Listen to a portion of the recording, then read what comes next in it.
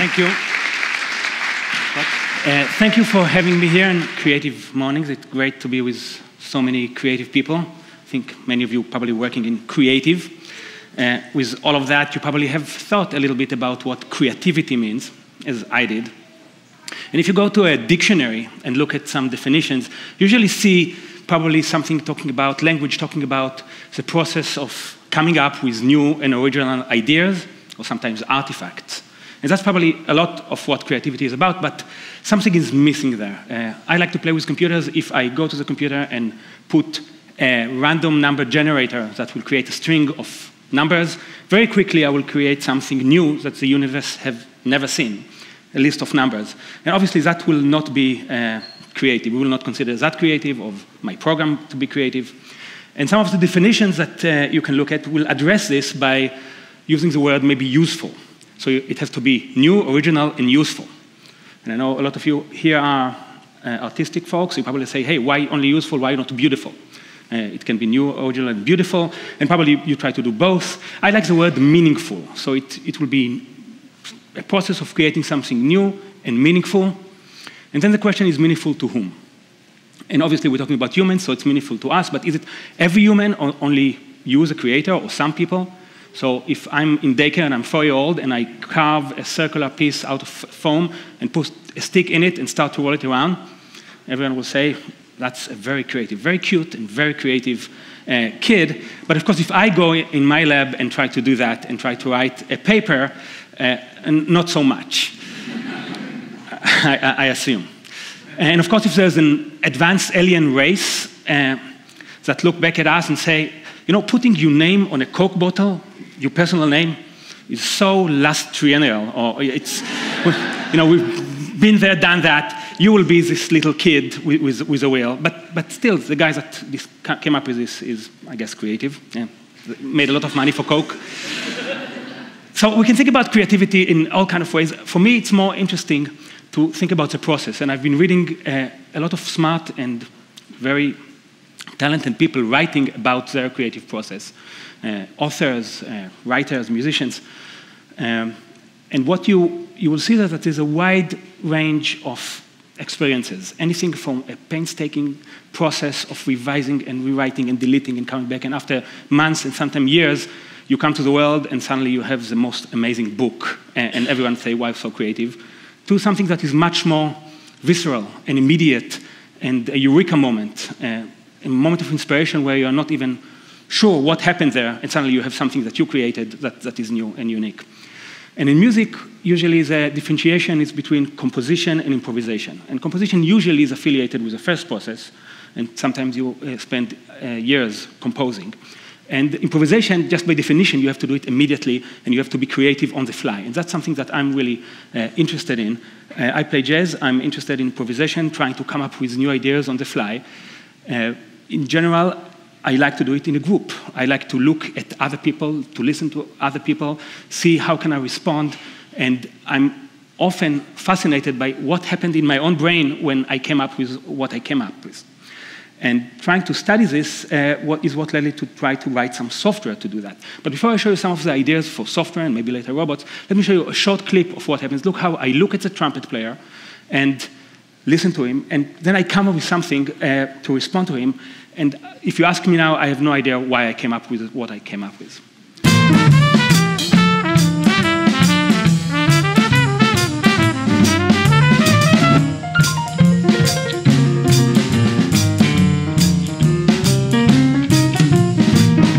So this process is what I try to capture, and many other people try to capture it, and people try to capture it by trying to create an artificial creative agent.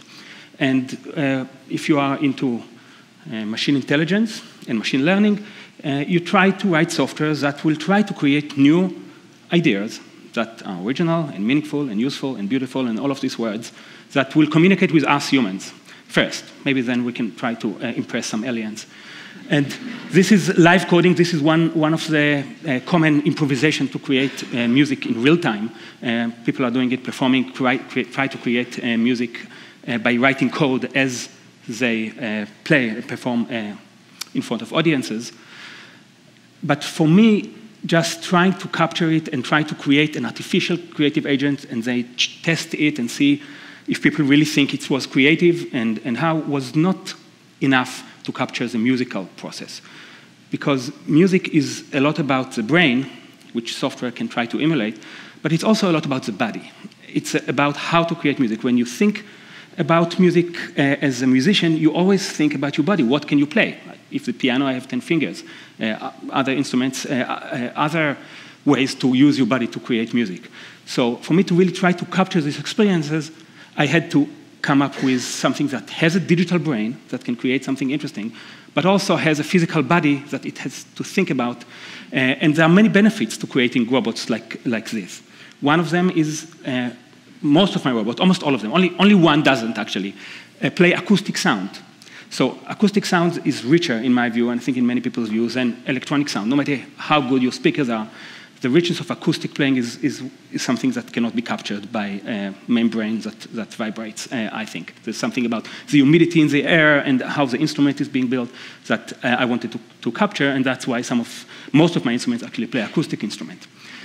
There's also the visual cues and the ability to anticipate and coordinate your gestures. You know, when if I'm a guitar player and I want to end a song, I would look at the drummer and do this right together. There's a lot about, especially in the group, about seeing each other and having physics-based intuitions about what's going to happen, which also software by itself cannot capture.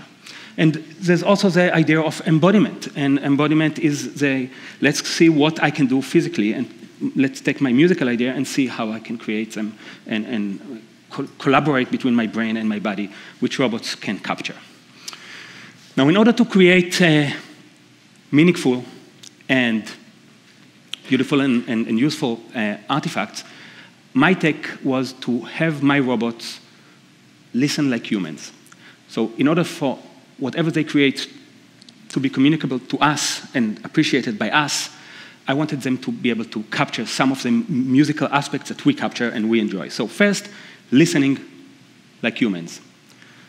And the first effort would be just to capture maybe beat. So if I clap now, slowly, very quickly, I'm not going to do it, but very quickly you'll be able to clap with me. You will have your own beat detection. And if I clap faster, you'll be able to clap faster with me. With robots, it's a little more difficult, but we were able to do it. We use self-similarity algorithm and others. Let me show you the first effort. And you saw how old it is just by looking at the color of my hair. I think it's 10 years ago, even more. I'm not kidding. That was tough 10 years. And you see my student, Scott Driscoll, playing slow, then faster, and highly try to capture the beat. Captured it. Scott is playing faster, highly is confused, captured it. Scott is playing even faster, captured it. So that's simple. Although it was very nice to see that the robot can capture a beat. And here's a little more sophisticated example, not only the beat, but maybe the groove. So this is Shimmy, and maybe later we'll have some time, I'll show it to you. It'll probably be noisy, but it's going to be after the talk. But here's a picture of Shimmy, and here you can see a student of ours, an architecture student, actually tapping a beat, and Shimmy is trying to capture the groove. Not only just the tempo, but what is the beat about, and then go to its library of music on the phone, and we can also do it through the internet or Spotify, and capture the song that is most similar to this particular groove, and then it will dance to it and show that it gets it, the tempo, the rhythms, and so on.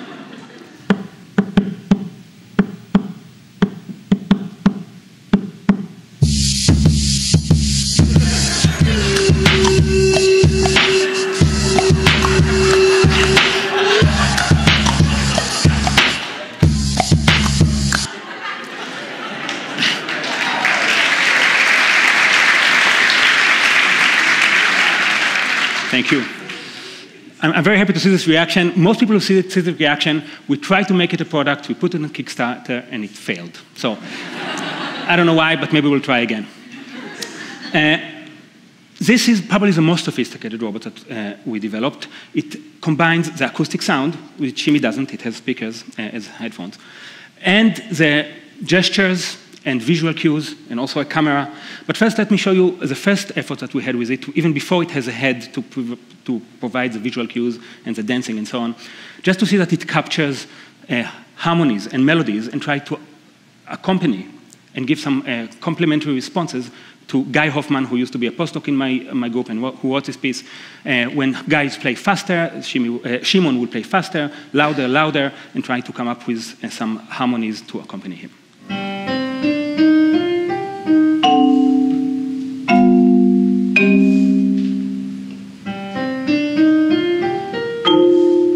Now Guy plays faster, and Shimon responds.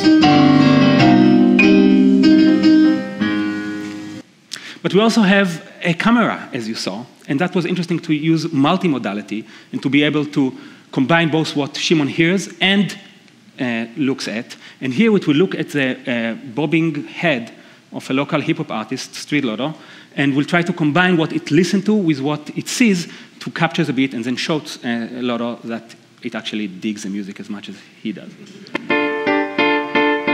Looking, getting.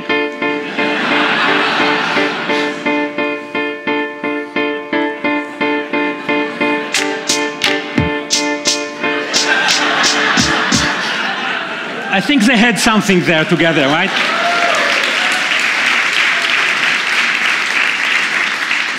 All right, so that was some example. We have many more, but some example about listening like a human. But we talked about creativity, and now we want to use the abilities that we understand music the same as humans do to create something new, to create something that is creative, maybe. And for that, we used all kinds of algorithms that humans never use. Because humans work differently. Our brain works differently than robots. We use, for those of you who are familiar with computer science, we used genetic algorithms or fractals and hidden Markov models and all kinds of sophisticated processes that require a lot of fast processing to come up with something new that is based on what they listen to. In other words, it's based on humans and human aesthetics. The first effort was just stochastic algorithms that takes what Scott Driscoll, my student that you saw before, is playing, and Hailey is responding, something that is very similar to what Scott is playing, but it's modified, so there's some connections there because it's not completely off, but it's also producing new information, and you'll see how Scott is building on what Hailey is creating. And sometimes Hailey comes up with something that sounds almost completely new, and Scott will try to build on it, and Hailey builds on Scott, creating hopefully something unique that cannot be created with humans.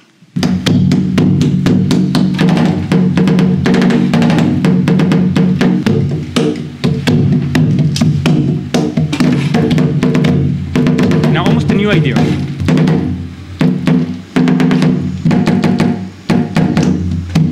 And Scott is building on it. And if you're a musician, you maybe heard that it all based on 7 quarters, and the 7 quarters kind of beat stayed throughout, but all kind of unique approaches and divisions and modification happened that Scott was building on. This is another student of mine who actually is here, Mason Bertan, he's still a PhD student, doing something similar, but now with pitch and with shimmy. He's playing the guitar, and shimmy is listening to it. One shimmy, the shimmy that looks at it, listens to it, the other just plays the music, and it will respond to what it listens to, and you'll see how Mason later listens to shimmy and build on what shimmy is playing, but now just with pitches. It's a little easier because we can have sound, electronic sound, so we're not limited just to rhythm.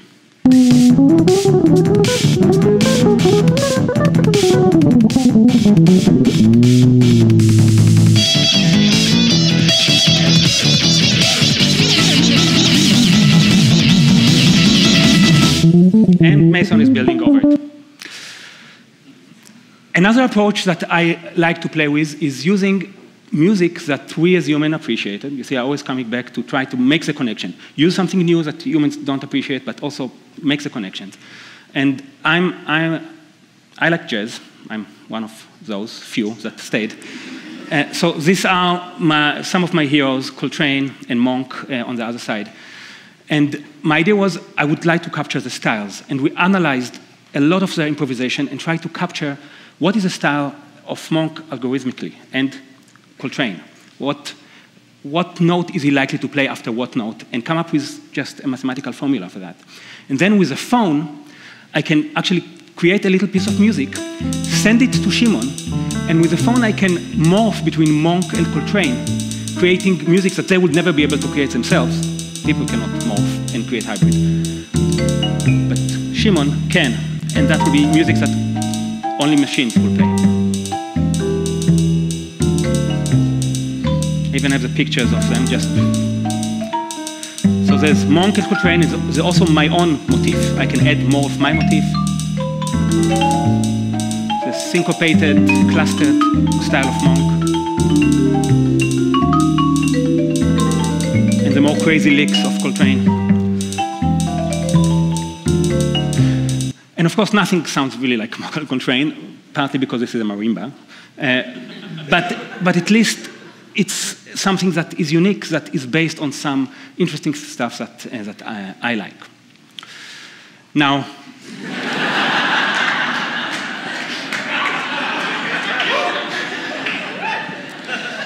so jazz robots is my passion. That's what I like. I like both of them. But I can see how some people will think that's ridiculous and will try to make fun of me. And I think if anyone makes fun of you, it's better be this guy. So let's see. Let's see what he thinks.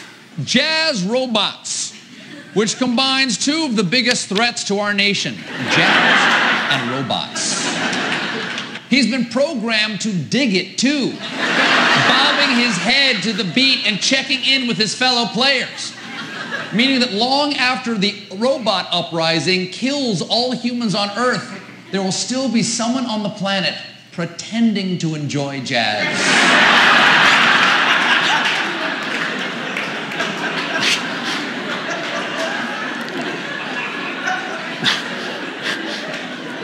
Someone, and I guess me, if I stay. So I don't know if my students saw Colbert and wanted to prove him wrong, or just my students are 20 years younger than me, so they like other things. But here's some example of how Shimon is playing music that is not jazz, and actually quite successfully. This is from Ryan Nicolaides and Alex, and you will see how dubsteps can maybe be played with, with robots.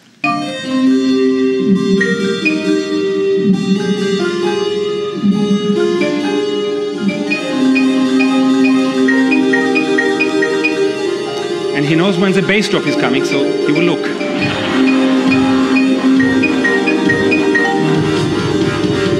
And he looks.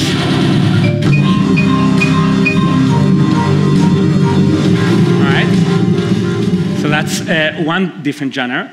There are others. We tried it in orchestral with Georgia Tech Symphony, and Andrea Brown as the conductor, and you'll see that she has a little green ball on her baton.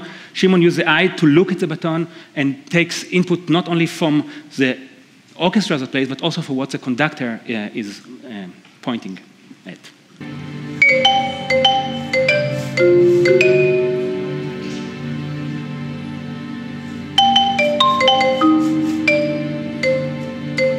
All right. And I think this is one of my favorites. We're here in Georgia, a Deliverance-style banjo duo, but just with a marimba and a drummer. This is also a Georgia Tech student playing the drum with Shimon. And you see how Shimon can actually produce some personality in the kind of the duel. For a duel, you need some personality, right?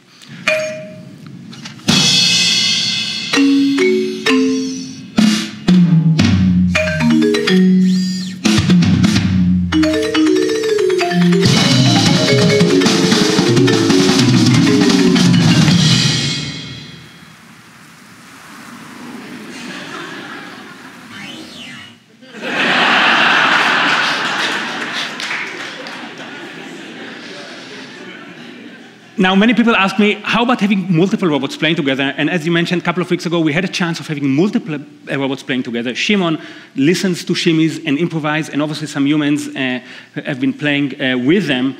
They only let us 15 seconds online. So I'm going to show a different clip, again with Mason Breton, who is playing the piano, and you'll see how Shimon is listening to Shimi. Shimi is playing, then based on a lot of jazz theory that is programmed into Shimon, it improvises.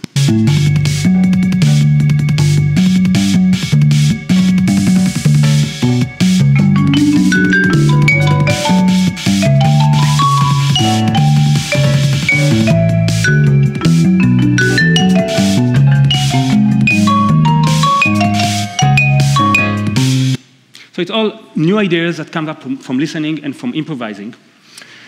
And after getting this kind of preliminary results, actually, last year, over more than a year, I actually took a break, and I did all kinds of things, but one of them was actually writing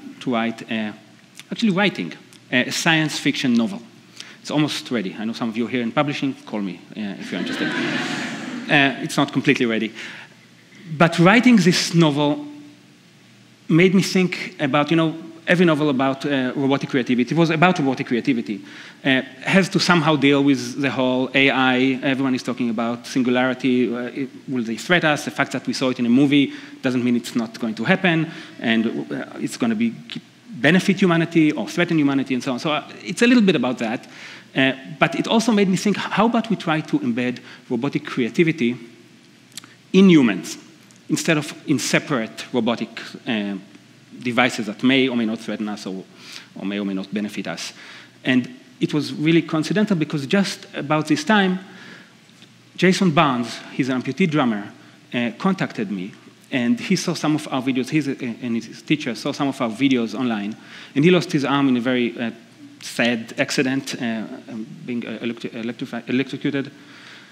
And he said, can you maybe use your technology to build me an arm that will allow me to play like I used to. He still could hit. He has all his arm up to here, the bicep, but he couldn't control the stick, how tight it's being held. And that's a lot about, if you're a drummer, you know that this is really important. And this was a pretty quick project with the help of Mecha Robotics, that later was purchased actually by Google. We built this arm in 8 months, and this is the first time he tried it by flexing and relaxing his muscle, either hitting or controlling the tightness of the stick. Flex. Relax. Flex.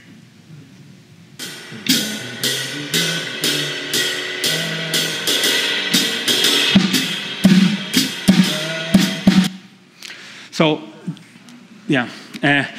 So that was the first time. You can clap.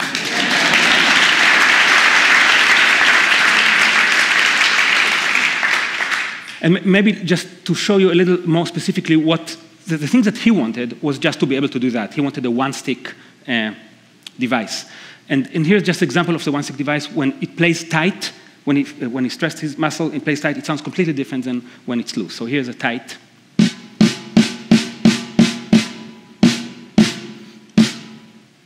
And here it's when it's loose. So this is the kind of expression that he didn't have, and now he has. In the beginning, he had to use a knob for that, but now we have muscle control with EMG. But I, as you know, am interested in robotic creativity and in improvising robots and in trying to enhance humans. So I asked him if he's willing that we will actually have 2 sticks in this device, not only one that he controls, but another stick that has a mind of its own, or partly a mind of its own, that will take biosignals from his body, will take input from the other musicians, from the environment, and will enhance and improvise and play other things that he will have to respond to directly from his body. So his own body has a creative mind now that is not here, but is somehow in between the machine and the human. And this is maybe one example in which he controls one of the sticks, the other stick is pre-programmed, sometimes two of the sticks are pre-programmed, and he has to respond to it either with the other arm or where he puts, next to what drum he puts the 2 sticks, what he does with it. And see, first he will just let the arm play. One stick is pre-recorded, and then he starts to respond.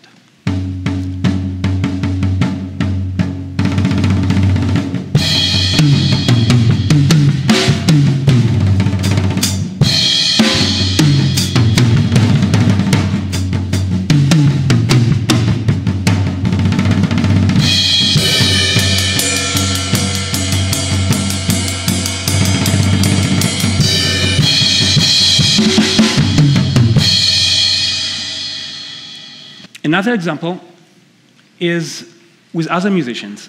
And here Andrew from KSU, the guitar player, actually the chord that Andrew plays goes and changes the speed of the sticks, of one of the sticks that Jason is playing. The other stick Jason can play by himself. But he has to respond not only to a musician that listens to him and looks at him and vice versa, but actually a musician that controls his own body in a way. So he constantly has to change how he plays because the stick is playing different rhythms and different beats. And you will see, you'll not see Andrew until the end of the video, but you'll see how the stick changes and Mason adapts to it. I think it does it beautifully and creates some improvisation that he was not able to create before, even when he had his arm.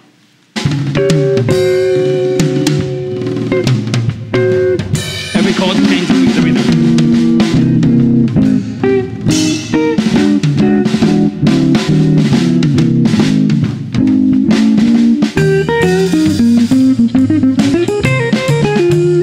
Of course, Andrew listens to the improvisation and he builds on that, and you have the same kind of coming back and forth. Another example, maybe the last example I will play, is just, it would be great to have Jason playing the way that he used to play before, but why not try to make him a superhuman and play even better? So one way is to have all of this interaction and creativity and algorithm, but another way is just to let him play faster than any human. And this stick can actually play 20 hertz, which means 20 hits a second. No humans can do that.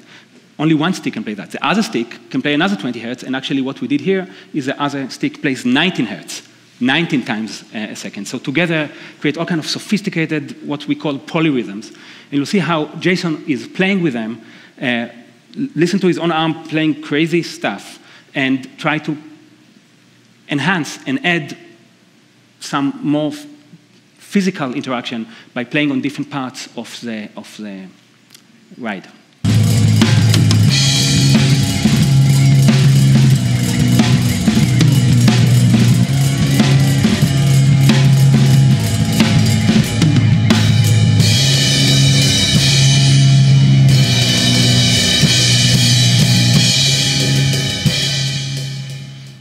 Yeah, and I think he just became the envy of every metal drummer.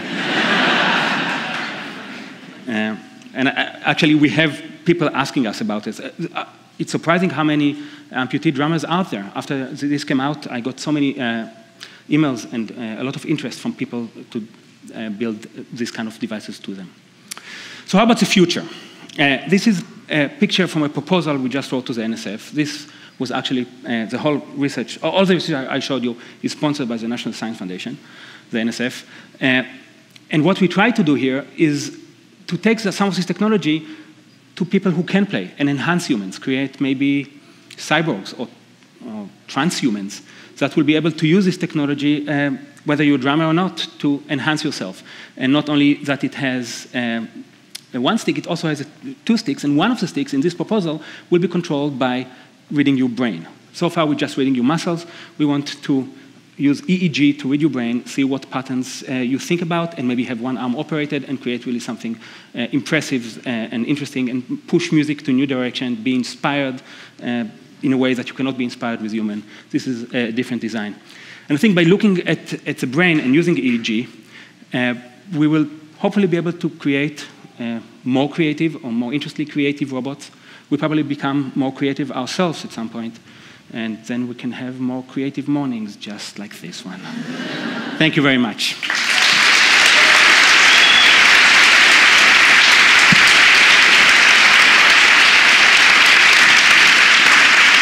Wow. That was so good. Thank you. Thanks, Gil. That was so good. I was like super impressed the whole way, and then that last thing just exploded my brain. So we're going to do a quick Q&A. If you have questions for Gil, raise your hand. I'll run the mic to you, so the video will record your question, and he'll answer. So we have time for 3 or 4 questions. Awesome presentation. Thank you. Just a simple question, I guess. What are the names? Do they mean anything for the different robots? The names, as you can hear, I wasn't born in Mississippi. So these are all Hebrew names with the verb to listen embedded in them.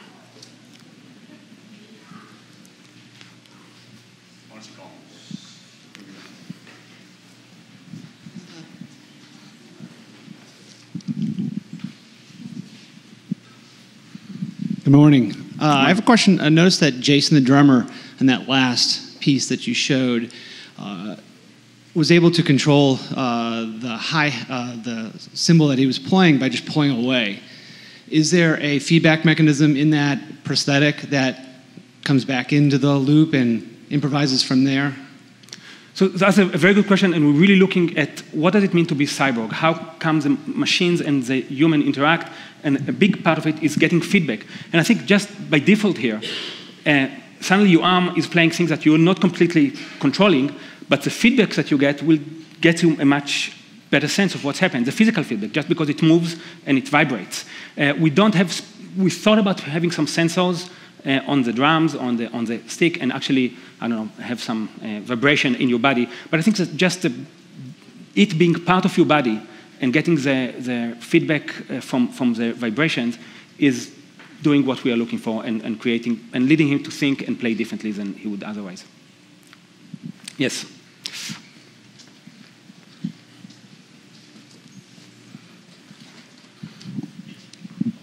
In the one photo, when the drummer first started using the two sticks, he finishes and he looks over to the side. What was he thinking? What was his feedback after that? So he looks to the side because I was there. I was presenting. He wanted to make sure that I'm happy, I think. Or he just wanted for me to introduce the next. But as to the question, what he was thinking, I think one of the most touching moments that I had working with him, and before working with him, I only worked with robots, so I didn't get humans to respond. So it's nice to see human respond to the robot, but here I have a robot human responding to me. And in the first clip that I showed you, after that he looked at me and said, wow, I didn't play like that since I lost my arm. That was very powerful. And now actually we're planning to travel with him. And he really thinks that this is something that enhanced him, and he feels, I think, grateful, and I think he became a rock star, by the way. We traveled, we were in Russia. You should have seen the line of people wanting to shake his hand after. I think it works great for him. He would obviously love to have something that he could take. Currently, the operation. I have the arm here, actually. I can show you that.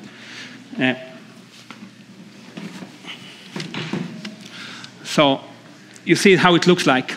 It's not something that you can just plug in, and there's a bunch of wires and cables and power supplies.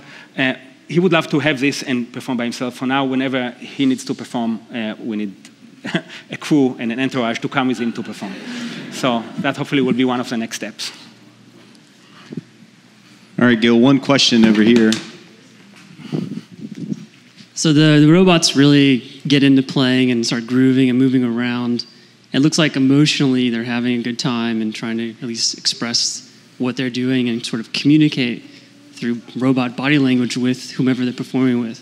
So what stage in development did you sort of value that expression part of, I guess, the development? So we're doing some informal and some more formal surveys, asking people some subjective and some objective questions about the experience. Anything between measuring objectively how synchronized you are with the robot when you play with it, when you can see how it moves.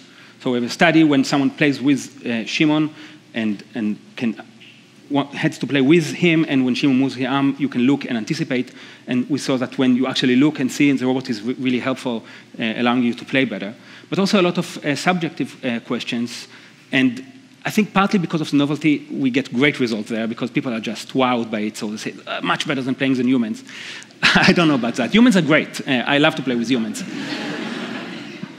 But I think when the novelty will draw, we can maybe have a more serious kind of surveys and focus groups. The responses so far are great. Anything from, yes, it actually led me to play differently than I would play otherwise. And that's basically what I'm here for. That's what I want. So when I get this, I'm very happy. To, yeah, it was strange and awkward, which obviously it will be in the beginning.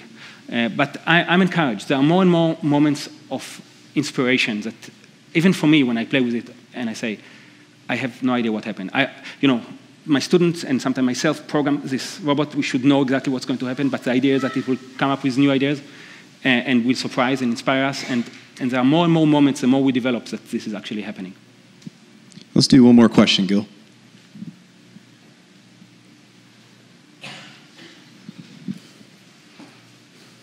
Thank you. I'm a vocalist, so I'm interested to hear if you're working on any type of vocal improvisational material with the robots. There is a Japanese project that tries to actually imitate with lips and tongues that try to imitate voice. It sounds terrible. I think